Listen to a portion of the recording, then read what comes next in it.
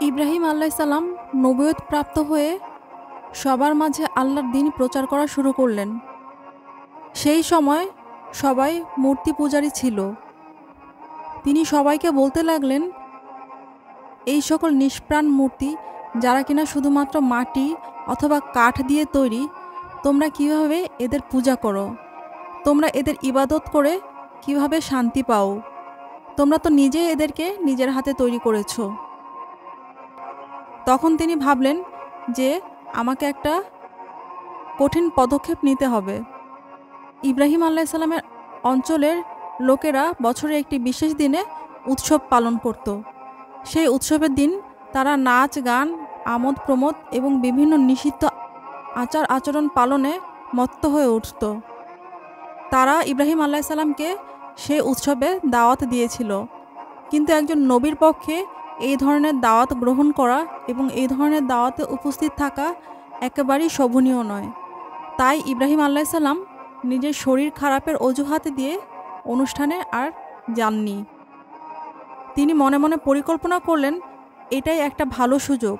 পুরো শহর ফাঁকা থাকবে এবং এই সুযোগে আমি সবার অলক্ষ্যে গিয়ে মূর্তিগুলো ভেঙে দিয়ে আসব। তারপর সুযোগ বুঝে তিনি মন্দিরে যান এবং সমস্ত মূর্তি ভেঙে ফেলেন, শুধুমাত্র সবচেয়ে বড় মূর্তিটি ছাড়া। যখন তার সম্প্রদায়ের লোকেরা ফিরে এসে এর কারণ জানতে চাইবে, তখন তিনি ঠিক করলেন যে তিনি বলবেন, এই বড় মূর্তিটি তোমাদের বলতে পারবে যে এইসব ছোট মূর্তি কারা ভেঙেছে। এরপর তিনি দেবালয়ে ঢুকে পড়লেন ও দেবদেবীদের দিকে লক্ষ্য করে বললেন, তোমাদের এত মজার মজার খাবার দেওয়া আছে, কিন্তু তোমরা তা খাচ্ছ না কেন? তোমরা তো মানুষের খাবার খাওয়ার জন্য অস্থির হয়ে থাকো, তাই তো মানুষ মনে করে, তাই না? তারপর তিনি তার ডান হাতে রাখা কুড়াল দিয়ে অনেক জোরে আঘাত করে সবগুলো মূর্তিকে গুঁড়িয়ে দিলেন। তবে শুধুমাত্র বড় মূর্তিটাকে পূর্বাবস্থায় রেখে দিলেন, যাতে লোকেরা তার কাছে ফিরে যায়। উৎসব পালন শেষে লোকজন ফিরে এলো এবং যথারীতি দেব মন্দিরে গিয়ে প্রতিমাগুলোর অবস্থা দেখে হতবাক হয়ে গেল। তারা বলাবলি করতে লাগলো, এটা নিশ্চয়ই ইব্রাহিমের কাজ হবে, কেননা তাকেই আমরা একমাত্র সবসময় মূর্তি পূজার বিরুদ্ধে কথা বলতে শুনি। তারপর তারা ইব্রাহিমকে ডেকে আনলো। তারা ইব্রাহিম আলাইসাল্লামকে ডেকে এনে জিজ্ঞেস করলো, হে ইব্রাহিম, তুমি কি আমাদের উপাস্যদের সাথে এই ধরনের আচরণ করেছো? ইব্রাহিম আলাইসাল্লাম বললেন, তোমরা বরং এই বড় মূর্তিটাকেই জিজ্ঞেস করো, সেই হয়তো এইসব কাজ করেছে। নিশ্চয়ই সে তোমাদের প্রশ্নের উত্তর দিতে পারবে। এই কথা শুনে তার সম্প্রদায়ের নেতারা লজ্জায় মাথা নিচু করে নিল, কিন্তু তাও তারা তর্ক করে গেল। তারা বলল, হে ইব্রাহিম, তুমি কি জানো না এই মূর্তিরা কথা বলতে পারে না? তখন ইব্রাহিম আলাইসাল্লাম বললেন, তোমরা কি আল্লাহর পরিবর্তে এমন কিছুর ইবাদত করতে চাও যা তোমাদের উপকারও করতে পারে না, ক্ষতিও করতে পারে না, যাদেরকে একমাত্র শুধু তোমরাই তৈরি করেছো, অথচ আল্লাহ তাআলা তোমাদেরকে ও তোমাদের সব রকম কর্মকে সৃষ্টি করেছেন। ধিক তোমাদের জন্য, এবং আল্লাহ ব্যতীত তোমরা অন্য যাদের পূজা করো তাদের জন্যও ধিক। তোমরা কেন বুঝতে পারো না? তারপর যা হবার তাই হলো। জিদ ও অহংকারের বশবর্তী হয়ে তার সম্প্রদায়ের নেতারা তাকে চূড়ান্ত শাস্তি দেওয়ার পরিকল্পনা করল। তারা সিদ্ধান্ত নিল যে একে আর বাঁচতে দেওয়া যাবে না।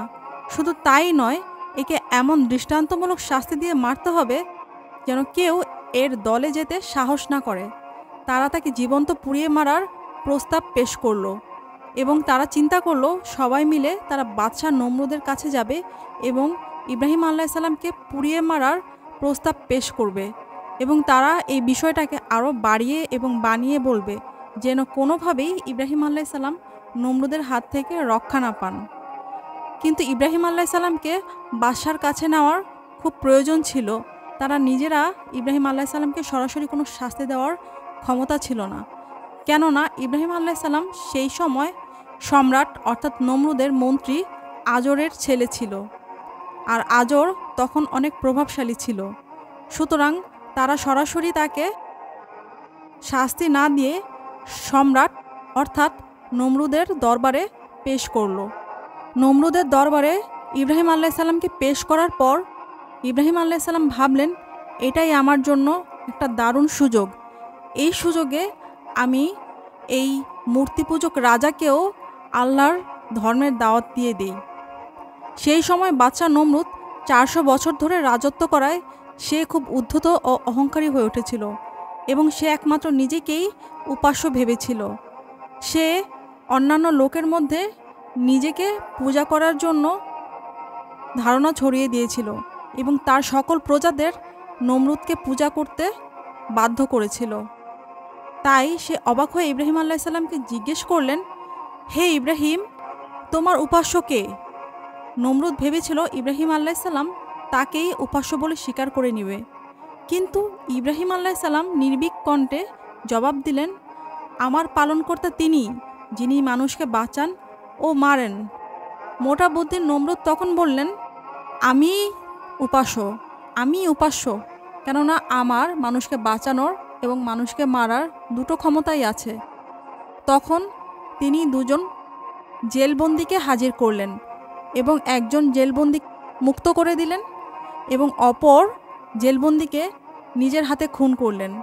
খুন করে বললেন, এই দেখো, আমার ইচ্ছা হলো আমি যে কোনো একজনকে বাঁচিয়ে দিলাম, আমার ইচ্ছা হলো আমি কোনো একজনকে মেরে ফেললাম, তাহলে তুমি বলো আমার হাতে কি ক্ষমতা নেই?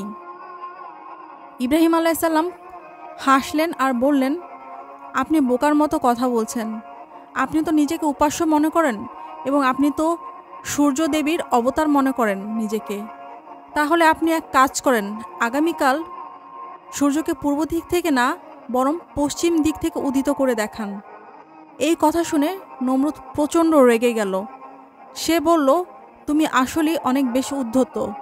তোমাকে আগুনে নিক্ষেপ করাই হবে সর্বোচ্চ শাস্তি এবং সবার জন্য সর্বোচ্চ শিক্ষা ও দৃষ্টান্তমূলক শিক্ষা, কেননা এরপর আর তোমার মতো কেউ উদ্ধত প্রকাশ করার সাহস পাবে না।